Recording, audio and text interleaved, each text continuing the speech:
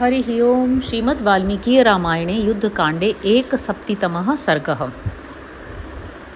आग्नेयास्त्राभिसंयुक्तं दृष्ट्वा बाणं निशाचरः उत्ससर्ज तदा बाणं रौद्रं सूर्यास्त्रयोजितम्। आग्नेयास्त्र से अभिमंत्रित हुए उस बाण को अपनी ओर आते देख निशाचर अतिकाय ने तत्काल ही अपने भयंकर बाण को सूर्यास्त्र से अभिमंत्रित करके चलाया। ताबुभावंबरे बाणा वन्योन्यमभिजग्नतुः तेजसा संप्रदीप्ताग्रौ क्रुद्धा विव भुजंगमौ तावन्योन्यम विनिर्दह्य पेततुः पृथ्वीतले। उन दोनों सायकों के अग्रभाग तेज से प्रज्वलित हो रहे थे। आकाश में पहुंचकर वे दोनों कुपित हुए दो सर्पों की भांति आपस में टकरा गए और एक दूसरे को दग्ध करके पृथ्वी पर गिर पड़े। निरर्चिषौ भस्म कृतौ न भ्राजेते शरोत्तमौ तावुभौ दीप्यमानौ स्म न भ्राजेते महीतले। वे दोनों ही बाण उत्तम कोटि के थे और अपनी दीप्ति से प्रकाशित हो रहे थे, तथापि एक दूसरे के तेज से भस्म होकर अपना अपना तेज खो बैठे। इसलिए भूतल पर निष्प्रभ होने के कारण उनकी शोभा नहीं हो रही थी।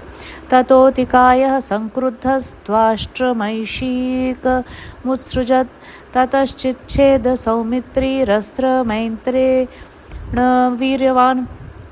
तदनंतर अतिकाय ने अत्यंत कुपित हो त्वष्टा देवता के मंत्र से अभिमंत्रित करके एक सींग का बाण छोड़ा, परंतु पराक्रमी लक्ष्मण ने उस अस्त्र को ऐन्द्रास्त्र से काट दिया। ऐशीकं निहतं दृष्ट्वा कुमारो रावणात्मजः यां येनास्त्रेण संक्रुद्धो योजयामास सायकं ततस्ततस्त्रं चिक्षेप लक्ष्मणाय निशाचरः वायव्येन तदस्त्रेण निजघान च स लक्ष्मणः।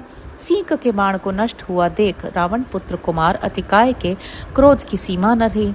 उस राक्षस ने एक सायक को याम्यास्त्र से अभिमंत्रित किया और उसे लक्ष्मण को लक्ष्य करके चला दिया, परंतु लक्ष्मण ने वायव्यास्त्र द्वारा उसको भी नष्ट कर दिया।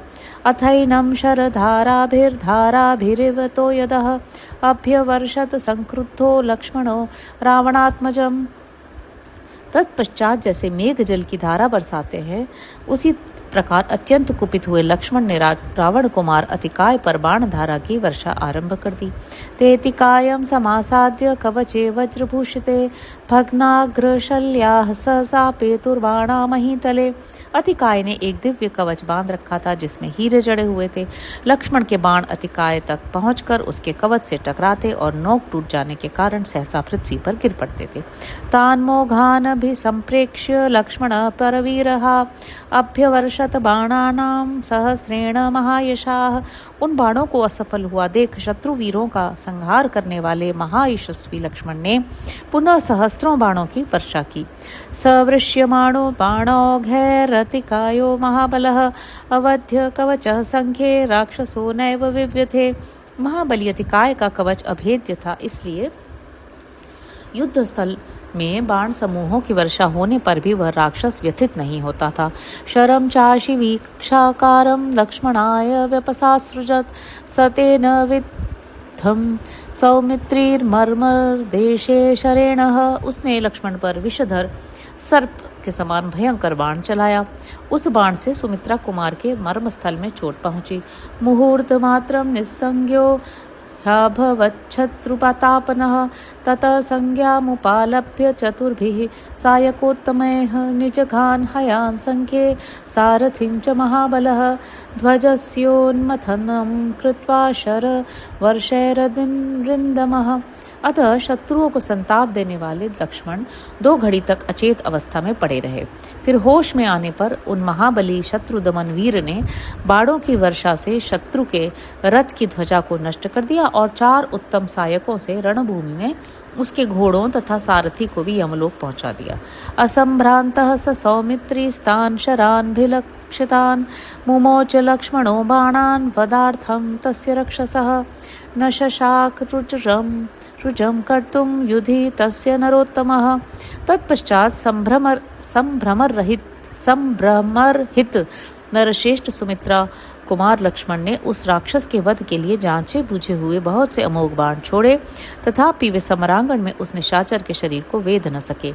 अथैनम अभ्युपागम्य वायुर्वाक्यम् उवाचः ब्रह्मदत्तवरो ह्योष अवध्य कवचावृतः ब्राह्मेणास्त्रेण भिन्द्येन मेषवद्यो हि नान्यथा अवध्य एष हन्येषा मस्त्राणां कवची बलि।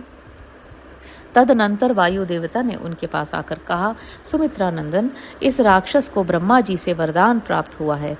यह अभेद्य कवच से ढका हुआ है, अतः इसको ब्रह्मास्त्र से विदीर्ण कर डालो, अन्यथा यह नहीं मारा जा सकेगा। यह कवचधारी बलवान निशाचर अन्य अस्त्रों के लिए अवध्य है। ततस्तु वायुर्वचनम निशम्य सौमित्रीरिंद्र प्रतिमान वीर्यः समादधे बाणमथोग्रवेगं तद्वा ह्यमस्त्रम सहसा नियुज्य। लक्ष्मण इंद्र के समान पराक्रमी थे। उन्होंने वायु देवता का उपयुक्त वचन सुनकर एक भयंकर वेग वाले बाण को सहसा ब्रह्मास्त्र से अभिमंत्रित करके धनुष पर रखा।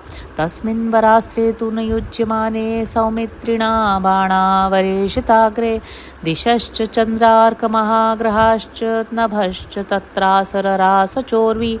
सुमित्रा कुमार लक्ष्मण के द्वारा तेज धार वाले उस श्रेष्ठ बाण में ब्रह्मास्त्र की संयोजना की जाने पर उस समय संपूर्ण दिशाएं, चंद्रमा और सूर्य आदि बड़े बड़े ग्रह तथा अंतरिक्ष लोक के प्राणी थर्रा उठे और भूमंडल में महान कोलाहल मच गया। तम ब्रह्मण्योस्त्रेण नियुज्य चापे शरम सपुंखम यमदूत कल्पम सौमित्रीरिंद्रारित्सुतस्य तस्य ससर्ज बाणम युधि वज्र कल्पम। सुमित्रा कुमार ने धनुष पर रखे हुए उस सुंदर पंख वाले बाण को जब ब्रह्मास्त्र से अभिमंत्रित किया, तब वह यमदूत के समान भयंकर और वज्र के समान अमोघ हो गया। उन्होंने युद्ध स्थल में उस बाण को इंद्रदोही रावण के बेटे अतिकाय को लक्ष्य करके चला दिया। तम लक्ष्मणो सृष्ट विवृद्ध वेगम समापतंतम श्वसनोग्रवेगम सुपर्ण वज्रोत्तम चित्रपुंखम तदातिकाय समरे ददर्श। लक्ष्मण के चलाए हुए उस बाण का वेग बहुत बड़ा हुआ था। उसके पंख गरुड़ के समान थे और उनमें हीरे जड़े हुए थे, इसलिए उनकी विचित्र शोभा होती थी। अतिकाय ने समरांगण में उस बाण को उस समय वायु के समान भयंकर वेग से अपनी ओर आते देखा। तम प्रेक्षमाणः सहसातिकायो जघान बाणैर्निशितैरनेकैः ससायकस्तस्य सुपर्णवेगस्तथातिवेगेन जगाम पार्श्वम्। उसे देखकर अतिकाय ने सहसा उसके ऊपर बहुत से पैने बाण चलाए, तो भी वह गरुड़ के समान वेगशाली सायक बड़े वेग से उसके पास जा पहुंचा।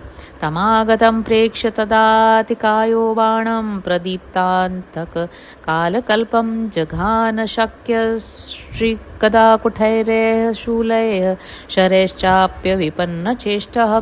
प्रलयंकर काल के समान प्रज्वलित हुए उस बाण को अत्यंत निकट आया देखकर भी अतिकाय की युद्ध विषयक चेष्टा नष्ट नहीं हुई। उसने शक्ति, वृष्टि, गदा, कुठार, शूल तथा बाणों द्वारा उसे नष्ट करने का प्रयत्न किया। तान्यायुधान्यद्भुत विग्रहाणि मोघानि कृत्वा सशरोऽग्निदीप्तः प्रगृह्य तस्यैव किरीटजुष्टं तदातिकायस्य शिरो जहार।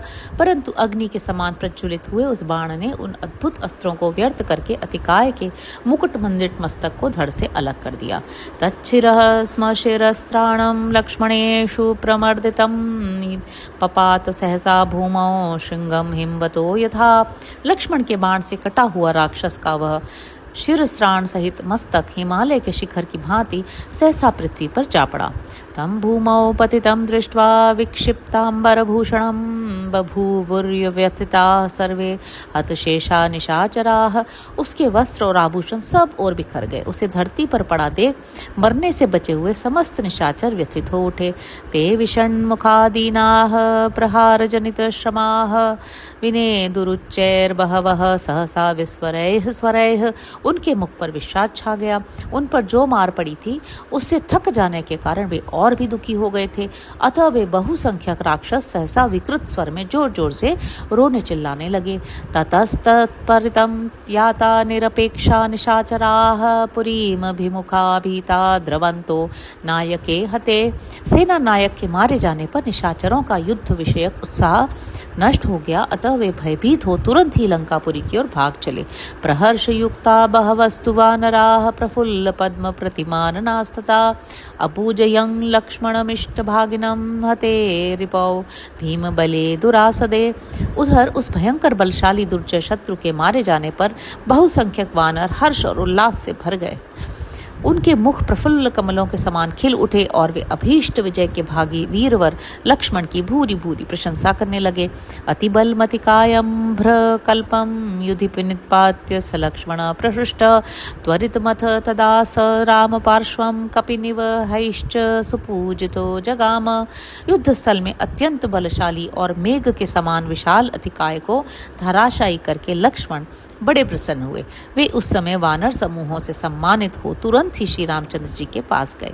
इतिहासे श्रीमद् रामायणे वाल्मीकि आदि काव्य युद्ध कांडे 1/7 सर्ग। इस प्रकार श्री वाल्मीकि निर्मित आर्ष रामायण आदि काव्य के युद्ध कांड में 71वां सर्ग पूरा हुआ। हरि ओम।